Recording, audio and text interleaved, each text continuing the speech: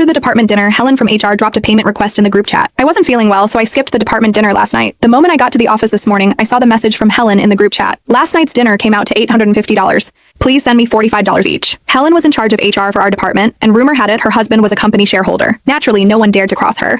The payment notifications started popping up one by one. I figured it had nothing to do with me and was about to put my phone away when it buzzed again. Helen had tagged me. Alora, you too, don't forget. I wasn't even there. Thinking she'd simply forgotten, I replied in the chat to gently remind her. I never expected her to explode. She launched into a full-blown tirade right there in the group chat. What's that supposed to mean? The dinner was priced per head. I booked everything in advance. It's your problem that you didn't show up, but that doesn't mean you're exempt from paying. Are you really so broke you try to skip out on $45? Helen's words were utterly merciless. My face flushed hot with embarrassment. I had messaged her privately yesterday to explain I couldn't make it.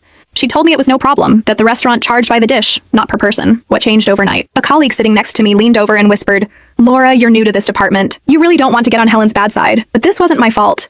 And more than that, what she said was just plain nasty. I took a screenshot of our conversation from the day before and posted it in the group. I tagged her directly. Helen, yesterday you said it was fine. Why the change of heart today? If you had told me up front, I would have just paid it. Are you that hard up for my $45? The moment the message went out, I could hear a collective gasp ripple through the open plan office. Several people gave me subtle thumbs ups. Honestly, I didn't want to make a big deal out of it, but she started it, and I was holding back my harsher thoughts. I'd seen a video from the dinner last night. A few simple family-style dishes on the table. Not even a single bottle of wine. How on earth did that cost over $800? The chat went silent. I ignored it, tossed my phone aside, and focused on my work. I wasn't worried about getting fired for pissing her off. I expected Helen to stomp over to my desk any minute.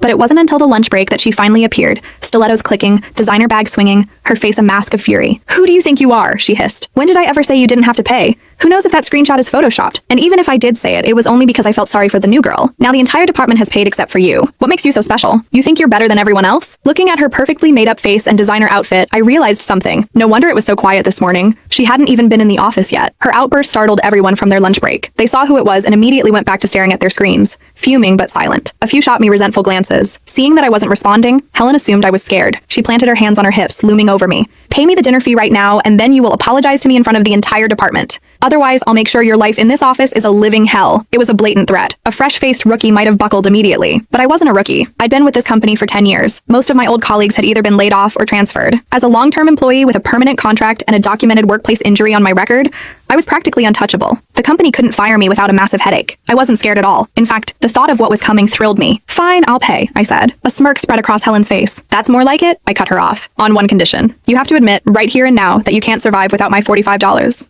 The second you say it, I'll transfer the money. Deal? The smirk on Helen's face froze. When she finally processed what I'd said, she slammed her hand on my desk. Laura, how dare you mock me? Her voice was so shrill it almost cracked. She was genuinely furious now. Then, a cunning look crossed her face as an idea seemed to strike her. She calmed. Click the link in my bio to get the full story for free.